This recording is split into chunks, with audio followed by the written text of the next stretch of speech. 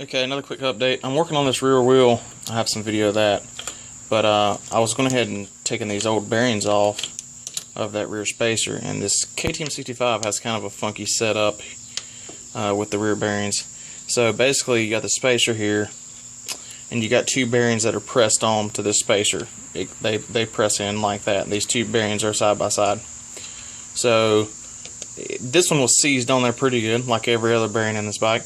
So what I ended up doing was, with the bearings on there, on the spacer, I dropped it down so the bearings rested on top of this socket. This is a deep set 25mm socket.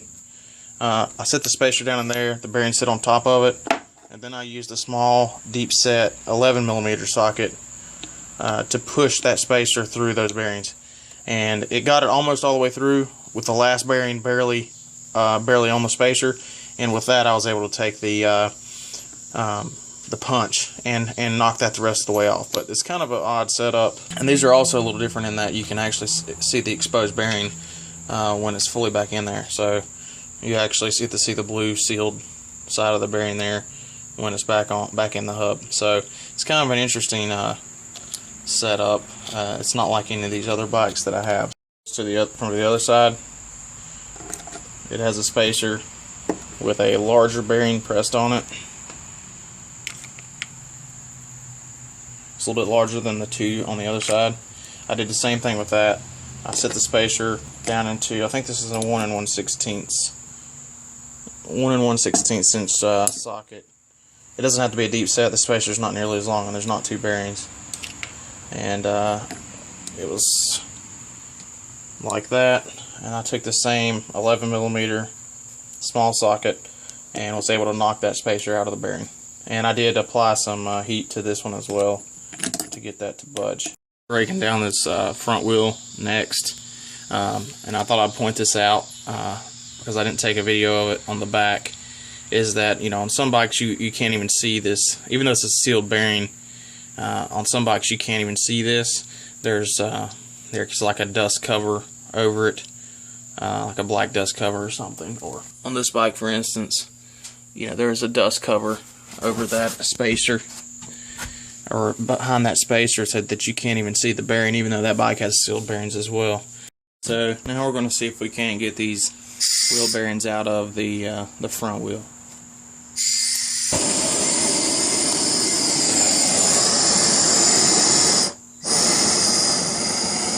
I'm going to apply a little heat to the inside of the hub. I'm going to try not to burn the seals up. And so all I'm going to do is flip the wheel around now. So I'm going to take a punch and slide it in until I can feel the lip of that other side. And out it goes.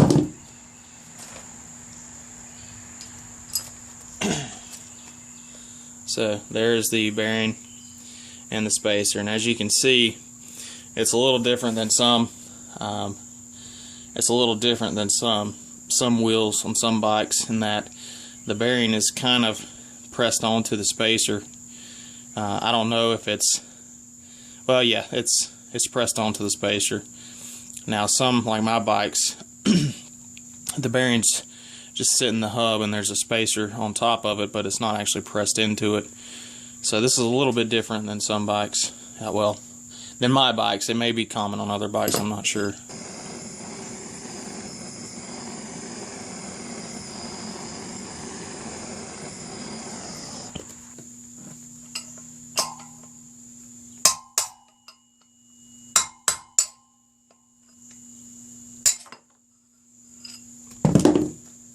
So our hub is empty now. Alright, so I didn't video removing the rear tire. 1,000 videos on how to remove a tire and put tires back on. Needless to say, I don't enjoy it. It's a pain. But I'm going to go ahead and change this tire out. So first thing I'm going to do is I'm going to remove the valve. By the way, you don't have to have a special tool to do that. This is if you ever buy a tube or a bottle of the slime stuff, you know, the lid on the slime bottles comes with a valve remover, because you have to take that out to put slime in your tires. So I've just kept one of those, and I've never had a problem using this. So if you have any of those bottles around, save these. They come in handy. Alright, so now I'm just going to break the bead.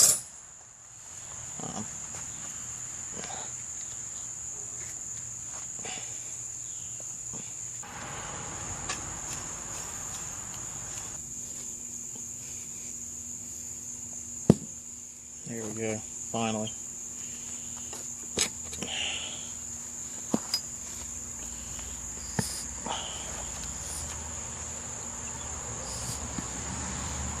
Alright, so the bead's broke on that side.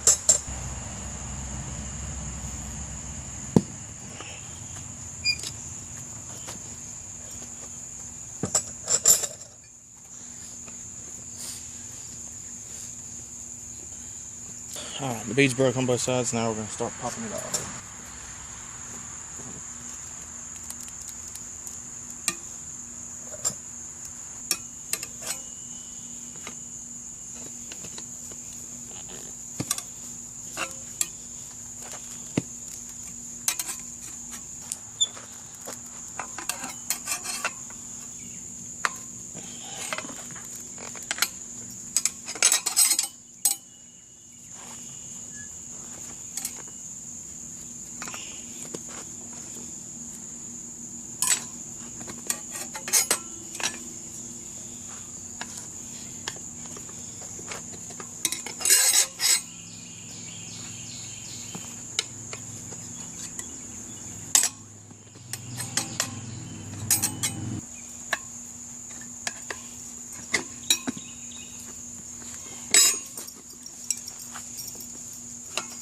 Alright, one whole side's off.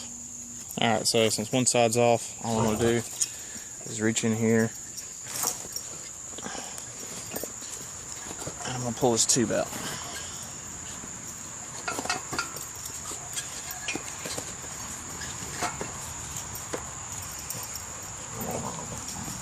Alright, so when you get to this side, you'll want to take this nut off. It's keeping your valve stem in.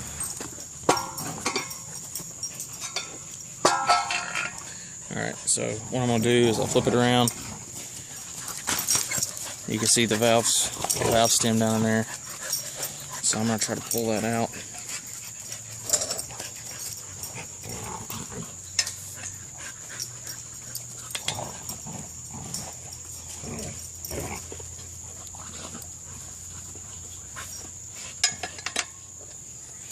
Alright, so I'm going to go ahead and remove it from the hole and just lay it to the side.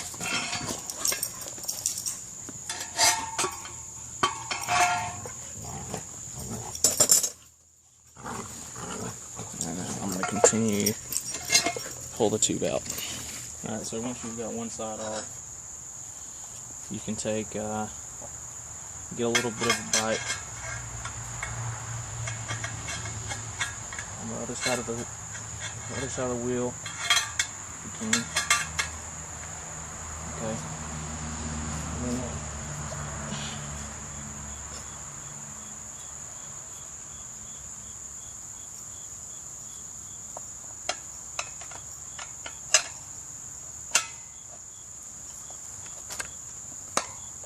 so once you've got it that far off, you can usually just put some weight on it.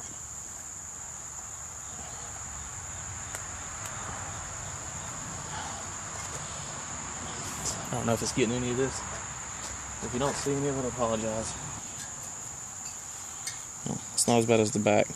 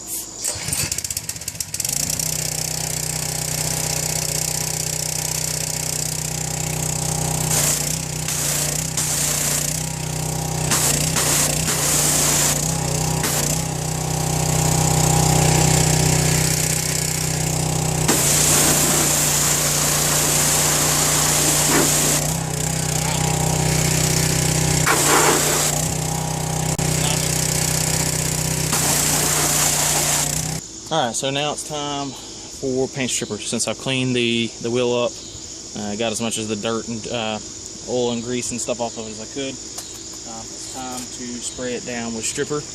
Now, the hub has the factory coating on it, which is like a silver paint. So that's not a metal, that's not just bare metal, that has paint on it. So I'm going to do my best not to hit the original paint, because I don't really want to peel that off, because it's holding up fairly well, as you can see. So I'm going to, now also, I showed the stripper I was using in one of the previous videos. I was using the fin glove earlier on the rear wheel, and I sprayed it just a tiny bit on my hand, and it ate completely through the glove and gave me quite a chemical burn on the hand. So use as thick of gloves as you can, and use something to turn the wheel if you can, so that you're not using your hand, or use chemical resistant gloves, of which I have none at the moment. So this sprays on like a gel. Poor worm. Get out of here, buddy. So this sprays on like a gel, and it is quite potent. So spray it all over anything that you want taken off. Now I'm going to let this sit for about 15 minutes, and then we'll spray it off and see what's happened. Alright guys, it's been at least 15 minutes, maybe a little longer, so I'm going to go ahead and hit that with the pressure washer and see if we got all of the black paint off.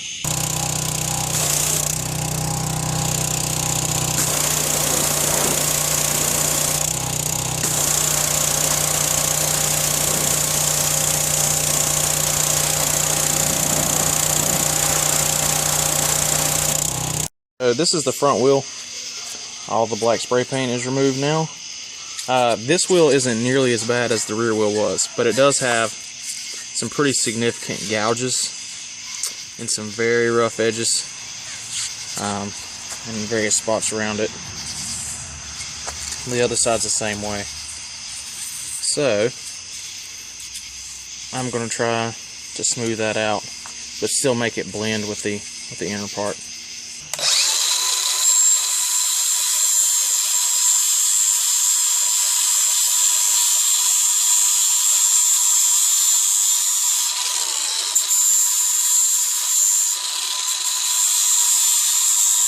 Alright, so all of the gouges are gone. All of the nicks along the edge have been sanded out. That was a 120 grit sanding disc on my grinder. So we have a pretty rough and scratched up surface now, but it is smoothed out as far as the gouges go. Alright, so now I was using 120 on a sanding disc on the grinder to do this. The grinder makes kind of an imperfect surface, so I'm going to go back to an 80 grit on the hand sander, and I'm going to smooth out some of the imperfections left by the grinder.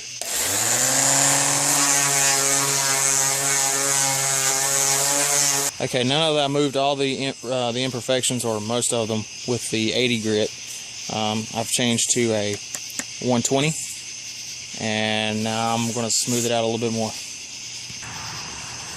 Alright, so now I'm going to be wet sanding with 220.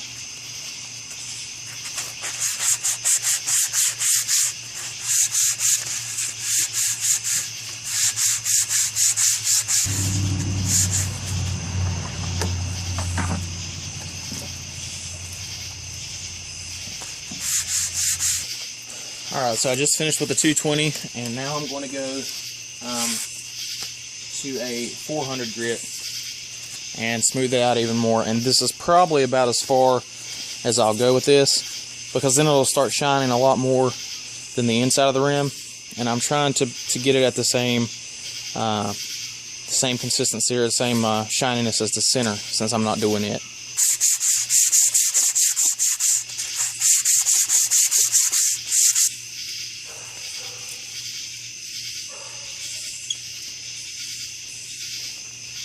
Alright, so that is the end result. It's not to a perfect shine, but if I did make it to a perfect shine, if I went up to 1,000 grit, I can make this outside edge really good. Without taking all the spokes out, I would never get that inside edge to look like this outside edge. So the main goal of this was to remove all the gouges, And as you can see, it's got a very light scratching, which is what the inside has.